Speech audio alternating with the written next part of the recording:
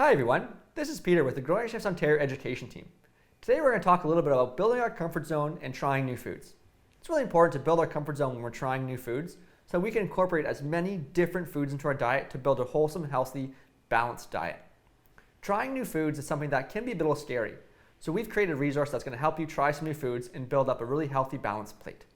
This resource, on a flat sheet of paper, looks like a plate. It's got a middle circle, an outer circle, and on your placemat around it, a top half and a bottom half. In the middle of your plate is going to go all the foods you know and love.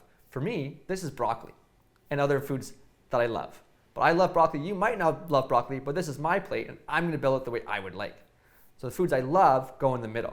On the outer ring is foods that I've tried or you've tried that you eat and you like, you don't love, but you don't hate. They're kind of neutral.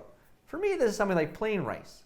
It's relatively neutral, but I do enjoy eating it, especially with other things like broccoli. Outside of that on your placemat, on the top half, are going to go foods that you've tried and you didn't love for one reason or another. It was too bitter, too salty, too sweet, too hot, or for one reason or another just wasn't your favorite food.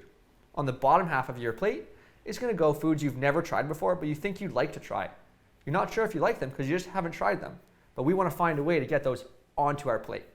The goal with this page, with this activity, is to build our comfort zone to get all these foods into the middle circle or outer circle of our plate. Foods we know and love, or foods we've tried and we like and can incorporate into our diet. It's really important to try new foods and get comfortable trying new foods so that we give ourselves the flexibility and opportunity to try a multitude of dishes. This is important when you're designing or building a healthy, balanced diet and including wholesome foods into your diet. For me, a food that took a little bit of getting used to was cherry tomatoes. So I took a skill that we use here at Growing Chefs called the 5-bite principle.